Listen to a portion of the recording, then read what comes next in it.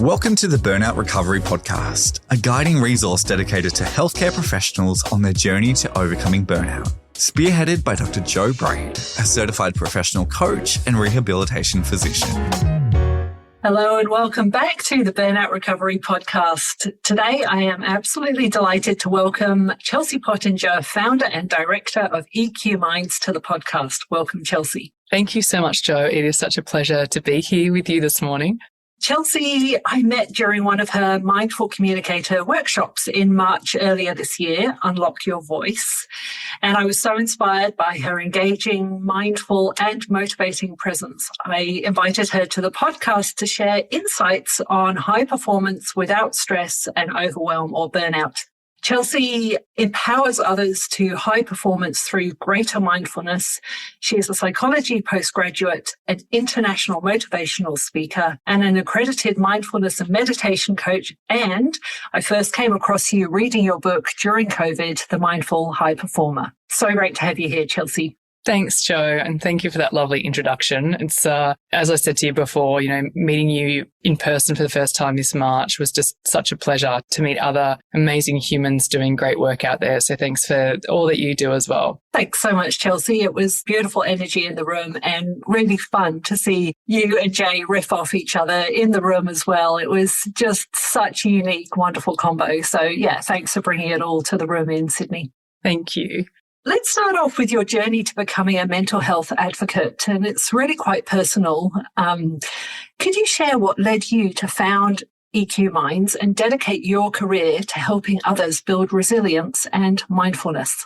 Yeah, absolutely. My path to founding EQ Minds wasn't a strategic career move, to be honest. It was actually born from survival. After the birth of our gorgeous little girl, Clara, in 2015, I suffered something severely called postnatal depression, and that was 9 weeks sort of post-birth. I was very, very clinically unwell and actually had to get admitted to St. John of God, Mums and Bubs Psychiatric Hospital and have a 5-week stay there. And so I went from this very driven, corporate high achiever working at Johnson & Johnson to someone who couldn't recognize herself anymore.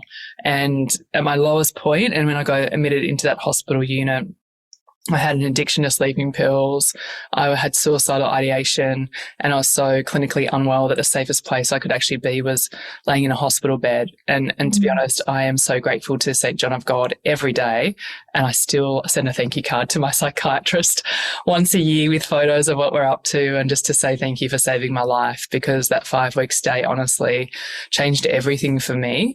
And that experience of postnatal depression and being in a hospital bed, it really cracked me open. And it also showed me the power of something like mindfulness and the curiosity with psychology and how, oh my gosh, how can my brain actually do this to me? If it can do this to me, I wonder who else it could do, who else could go through something similar to this.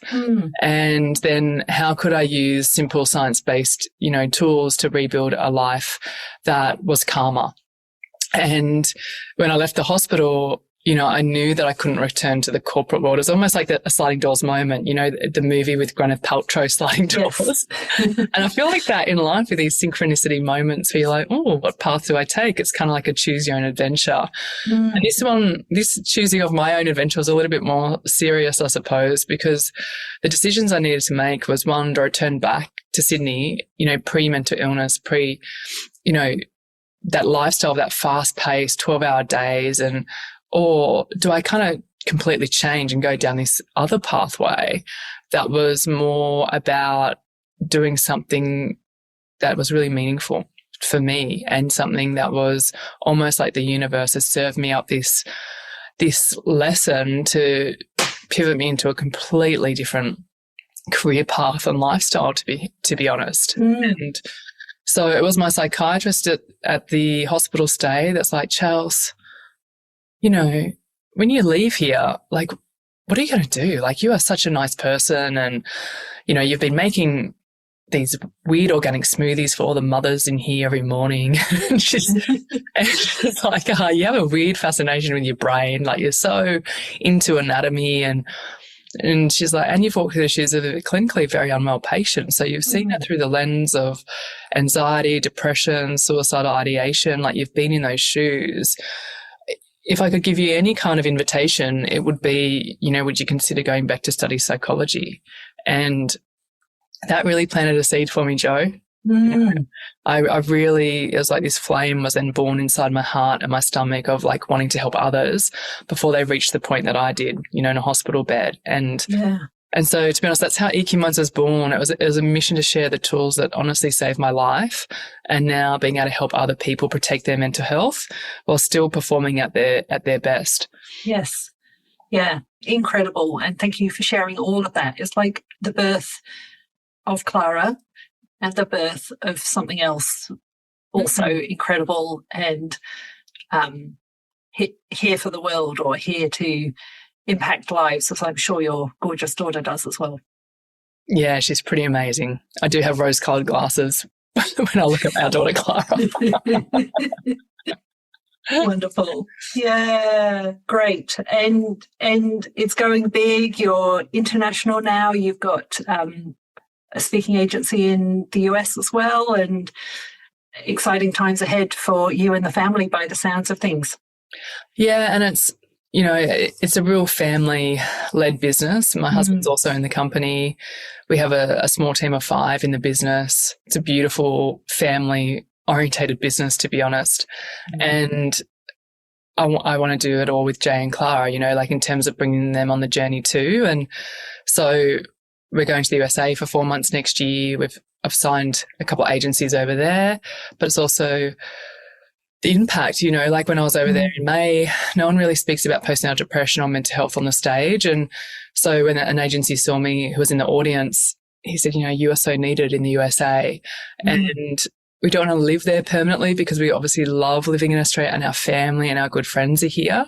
But I think dipping to the USA, we've got very strong bonds with the United States with our sporting careers when we were younger. We both went to college over there to play sports.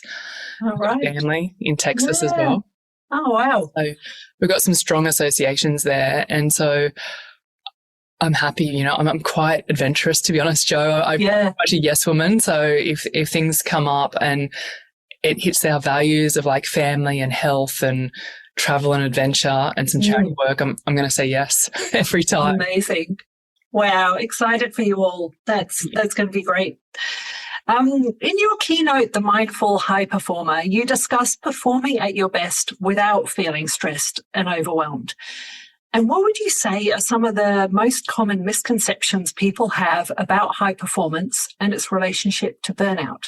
It's a great question. I think one of the biggest myths that I see is that high performance equals hustle culture. You've got to work, never take time off. You've got to push harder. You have to sacrifice rest. Rest will come when you're retired. And to be honest, I did live that life in corporate days, chasing KPIs, winning salesperson of the year, a couple of years in a row at Johnson & Johnson, wearing almost like this exhaustion like a badge, like almost like this machismo kind of effect that we would get role modeled from our executives and our CEO. It was like this hustle was a badge of honor. And to be honest, that mindset nearly cost me everything. And what I've learned and what I teach now is that sustainable high performance is about integration. It's not about burnout. Like rest, recovery, and mindfulness, they aren't luxuries. They're actual essential strategies. And I really feel like people confuse being busy with being productive. Yes. Yeah. And to be honest, like we, as you would know as well with your business, we work so hard. Like I work harder now than what I did in corporate. However, I have micro intentional breaks throughout the day. I have intentional rest. Like I rest with the same intensity, every 6 weeks. And so as my output's greater than what it was in corporate. Yeah. And I feel like it's because I know intentionally when to pause and I set really good boundaries. I know how to work with my brain. Like I know kind of what lays beneath the surface here in terms of I know what it looks like for me if I burn out. I don't want to go down that path again of anxiety and depression. So I have to be very intentional, with my focus and not constantly grind. And it's hard when you're doing something that you love, like both of our businesses. Yes. but it's so important that you rest with the same intensity. Otherwise you burn out and you're no good to anyone, let alone yourself. Yeah, I couldn't agree more that idea that we can have non-productive time in our day, in our week, in the cycle of either terms or seasons, however you like to define it or whatever, just that permission to have that rest without having to produce anything at all is not the norm, really, whether you're in corporate or you're in healthcare or you're in your own business as an entrepreneur as well. It can seem a bit strange to go, it's okay for me to just, I don't know, I had my gym session this morning, didn't finish till 9:30. Such a big priority. Start the week off with it. It's not rest, but it's not productive work time. Mm-hmm. Oh, I love that. I love that you went to the gym this morning. Amazing. Yeah, I agree. And it's also like, what do we value? Like I think sometimes society tells us that success is very much dictated on the financial means of success, but then at what cost? The cost of our health and our relationship with our family and good friends, and we say no to the holiday, and all of a sudden our life isn't this beautiful string of collective memories of an incredible time of experiencing this world as a human. It's just all work and no play. And to me, that's not a life. Like, I don't want to live that way. And I feel like I'm better at my job because I take the intentional breaks. And therefore, when I am keynote speaking or running workshops or seeing clients or doing podcasts, they get the best version of me. They're not getting some exhausted, burnt out, just drowned cat walking up onto the stage, just not inspiring and lost all spark in their eye. Like, that's not fair to the audience or to the clients either. So I think it does really come down to what you value in this life. And financial security is a really important thing. Absolutely. Like, we're very smart with our investments, and having financial security is important value for us. However, we also make sure we're filling every other bucket up as well, right? All those different buckets of wealth. And I love one of your quotes that you said, how mental health is your superannuation. I think that is such a great way to look at it. How am I... Well, it depends how we want to do our superannuation thing, but I love the idea of regular contributions and then growing on that and that compounding effect that we can have through the years. So, yeah, whenever we are choosing to retire or half retire, that's a whole nother pivot in lives, which we won't go into necessarily this episode, but I think it's such a great concept that mental health is your superannuation. Thank you. And it was really interesting. I came up with that quote when I was at Gwingana, which is a beautiful retreat up in Queensland. And I was sitting there with a bunch of financial advisors and investors, and they're talking about investment and property and shares and, bonds and things like that to commercially take themselves to the end. And I absolutely understand that. I'm married to a ex-banker, and I get that world. And then I was having this moment, I was just sort of sitting there and I'm like, but how about your vessel? You should, instead of thinking about all that stuff as your super, why don't we think about our mental health and our well-being? Because what's the point of commercially getting yourself to the end when the one body, the one home that you have to live in won't make it there? This is the vessel that takes you to your very last breath. And I think if we start looking at it like that, like how you're saying, every day you're just investing like you're doing your super, a few dollars into your wellbeing bank, and that compounding impact, it's like you're training for the last decade of your life. So then when I'm 75, I still hope to be skiing. I still hope to be hiking at 80 and doing the things that I really enjoy and have a really good health span. Yeah, that's it. Yeah, great health span. Love that.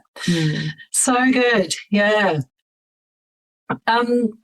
You've worked with a lot of corporate companies, I guess, coming from there, and I guess I'm a bit more familiar in the healthcare world, but I'm really curious, having worked with organisations like Google, Westpac, CBA, what burnout prevention strategies have you found to be most effective across different workplace cultures, and how do you help the teams there implement these sustainably?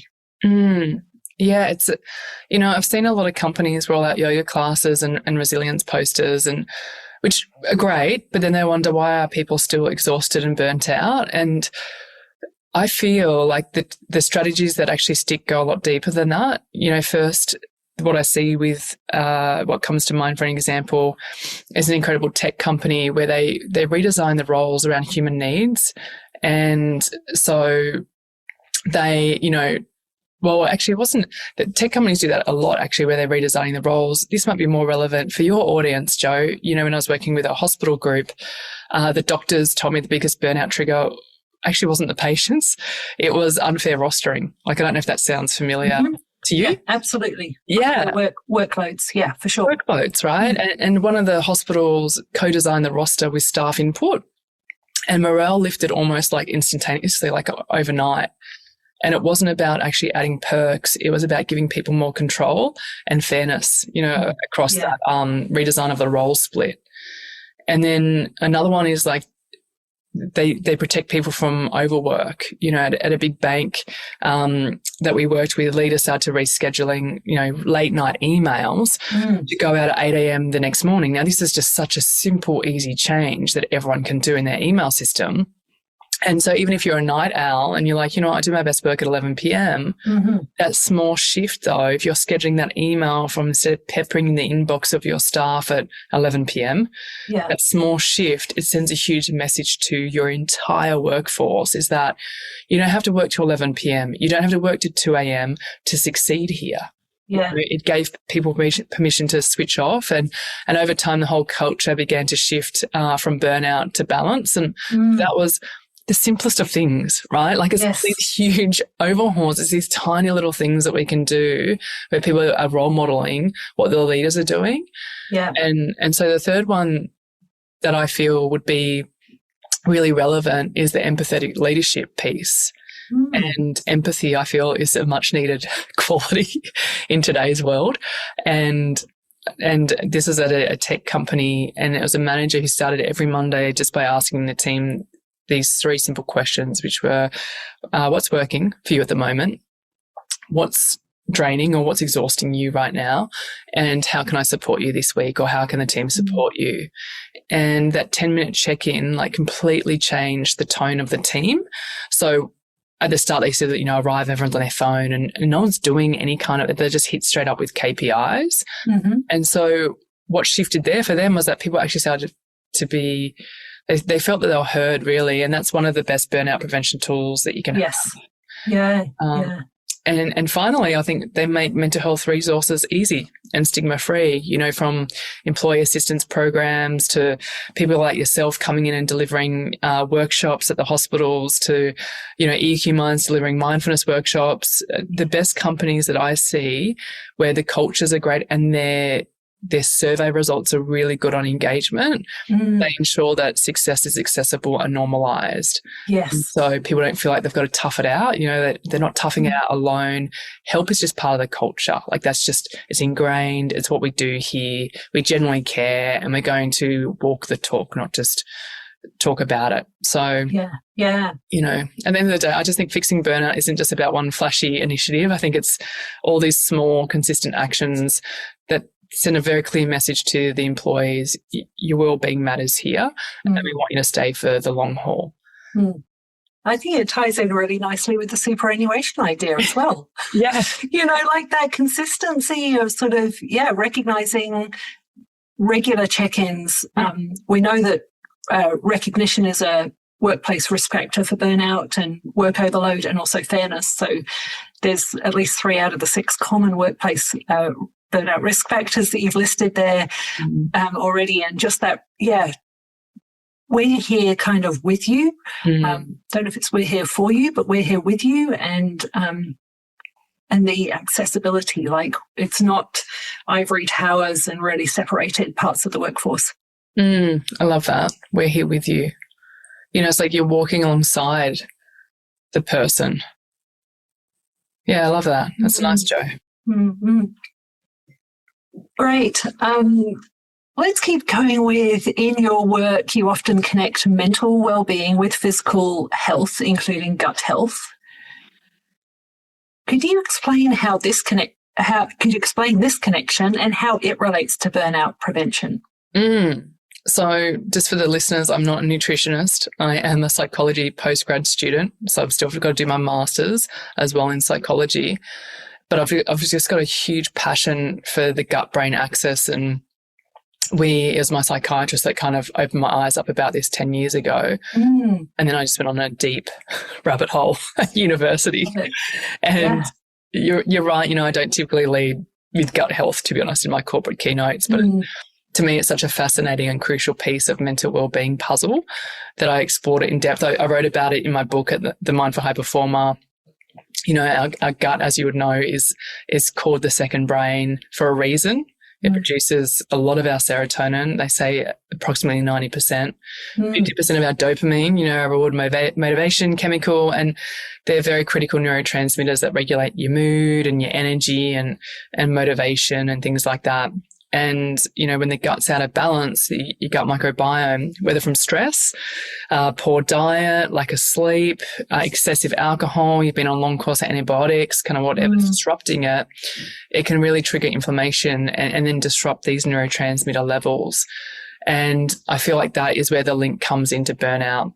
And that chronic stress, which is at the core of burnout, really, doesn't just affect your mind, it completely impacts your body, particularly the gut, right? Yes. So an inflamed and imbalanced gut can amplify feelings of anxiety, brain fog, fatigue, low mood. These are all hallmark symptoms of burnout. And to be honest, like when I ended up in the psychiatric hospital that week, I'd been put on a course of antibiotics that week. And so I think it just blew up any last little piece of serotonin I probably had. That was just another tiny little, piece in the puzzle of why I probably skedaddled into the psychiatric hospital.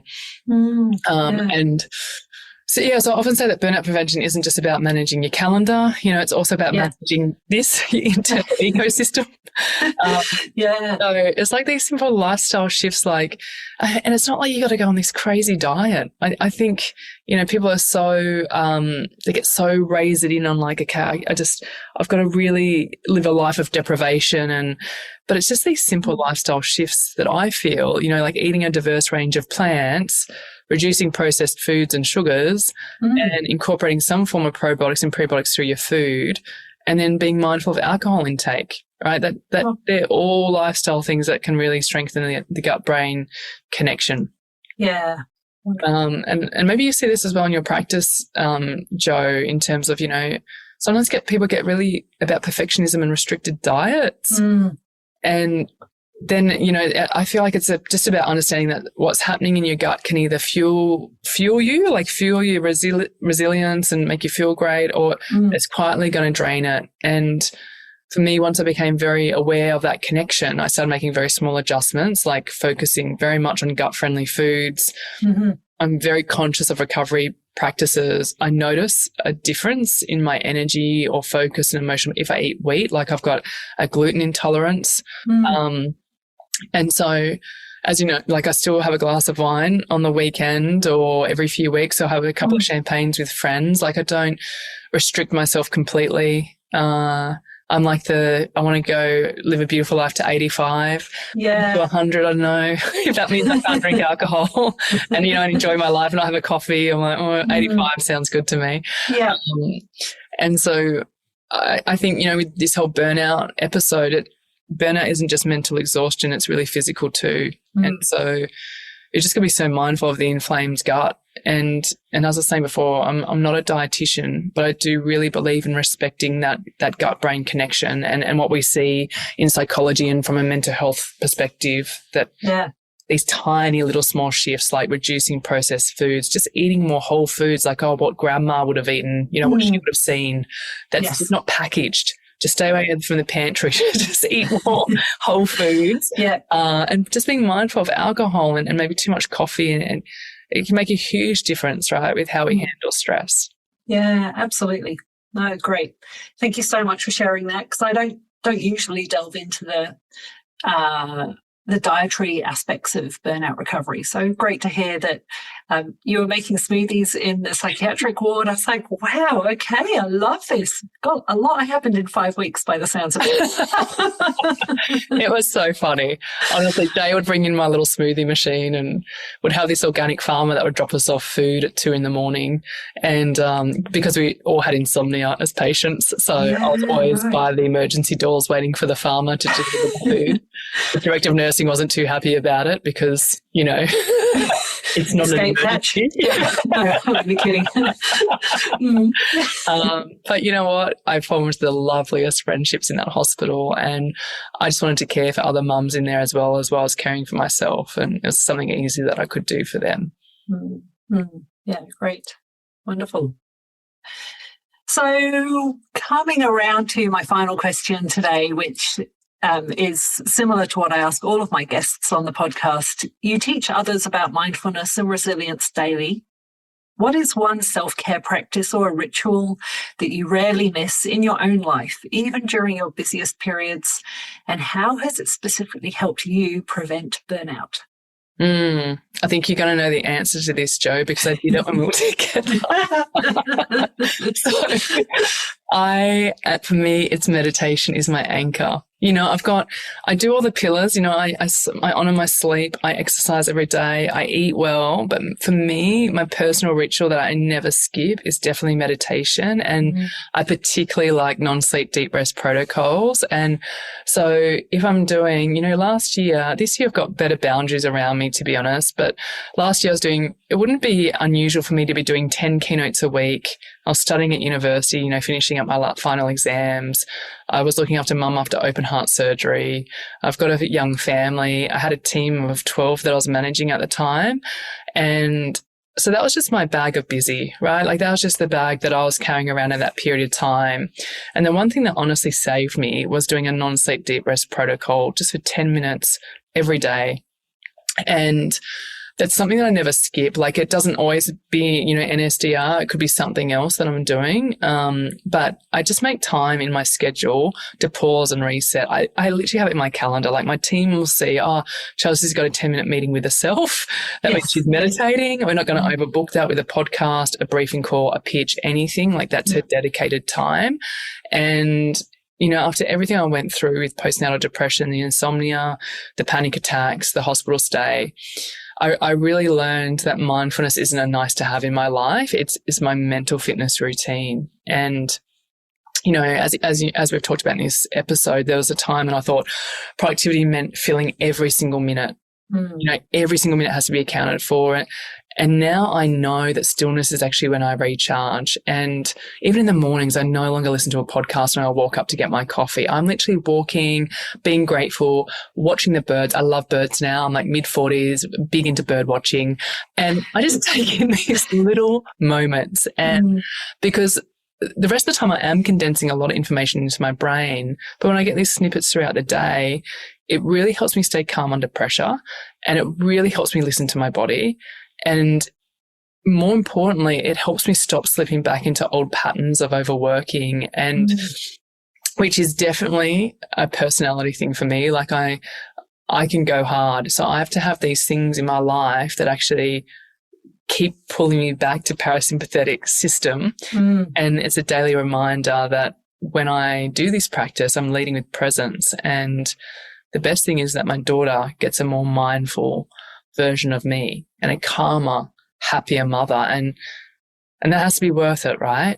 Like I think about that all the time. Like who do I love more than anyone in this world? My mum. And more so with my mum, my daughter. I mean, my husband's great too. Like he's coming in third, but my mum and my daughter are like my soulmates, and so is Jay. But I do it for them. Like I just always think about Clara. I want her to be around someone that is calm and happy disposition, and there when she's talking to me, I'm just really listening to her. And so if that means 10 minutes a day, I take some time out of my schedule to do that practice. So it trains my brain. So the amygdalas are calmer and I'm more in the moment. I'm doing it. Like it's just a negotiable. It's like brushing my teeth in the morning. Yeah. Yeah. So wonderful. Should we share with the audience the funny thing that happened in March when we're at this very corporate-y, offices everywhere kind of place, an amazing lunch came out. Chelsea disappeared for a while. That was all good. We knew it was lunchtime. And what happened was? Well, I in a full-day workshop together. Joe and I were running a Mindful Communicator workshop, and that morning I had a keynote at 7 a.m. with 100 people in real estate. I mean, it was bonkers. I usually don't do that, to be honest. I would never usually book a keynote before a full-day workshop, but I was kind of helping out a friend that's a client, and that day I'd been on the road all week. So it was a big week. And so while my beautiful guests were having lunch, I ducked away into what I thought was a private office space. And I just laid down on the floor, took my heels off and just plugged in. Bose headsets, I always have them in my handbag. Plug in. I'm there in a beautiful, deep meditation, having a great time. And these people from Collier's, it was that gorgeous client that they were running the event at. And they came in, these three men, and they didn't know what was going on. Like, oh my gosh, this chick's passed out on the floor. And they came over like, are you all right? I'm like, I was all right. I was just in a deep meditation. I'm so sorry. I'll get out. But that's how important it is for me. Like you know what's so beautiful, Joe, as we get older, you're okay doing these things. I just don't get embarrassed about this stuff anymore. I just have no ego. I'm like, you know what? I was just meditating on the ground. I just needed to recharge my brain. Yeah. So when I come back to the beautiful group that are together, they're going to get a really, mindful, calm version of me again. And I can answer all their questions on the spot. And so that's what happened with Joe. That's how disciplined I am with skipping away to meditation. What an example. Yeah, so good. Thank you, Chelsea. So I'll link your Insight Timer non-sleep deep rest in the show notes so people can use that beautiful 10-minute restful meditation, which I've used multiple times and really enjoy, so people can tap into that should they wish to. Is there anything else you'd like to leave the audience with before we wrap up today, please, Chelsea? I just think that whole thing around, your mental health is your superannuation. And if you view life that way, right, and you think about what you want to do for the rest of your life, every day you just invest a little bit of time in your well-being. And you can't motivate yourself for yourself. Like, you can't get yourself across the line to intrinsically motivate yourself to go, oh, I actually really like feeling good. Then think about someone that you love more than yourself, and please do it for them.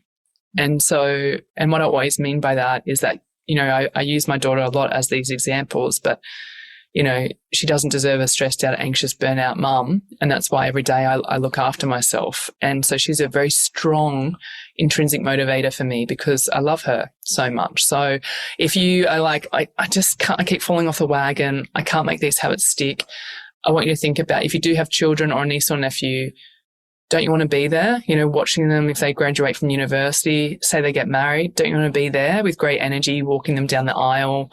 Think about the future you as well. Sometimes we're very good at delaying. We're not very good at delayed gratification. We're very good at instant stuff. And so you've got to find that hook for you of how to invest into your vessel every single day. Wonderful. Chelsea, thank you so much. What a beautiful note to finish on, and thinking about those near and dear to us, around us, who we are when we are around them. As a mum of boys who are energetic and fun, I can totally identify with wanting to be there as a calm and fun mum for them in the moments where we are together. Yeah, that's so true. Thank you, Jo. Great to have you on the podcast today. Wishing you all the best going forwards, and thanks again for your time. I'll see you soon. Thank you. Thanks for listening to this episode. Schedule a 60-minute power hour with me and leave with relief, decisions made, and clear next steps. Or send me an email for a speaking inquiry. All information is available at drjobraid.com with links in the show notes.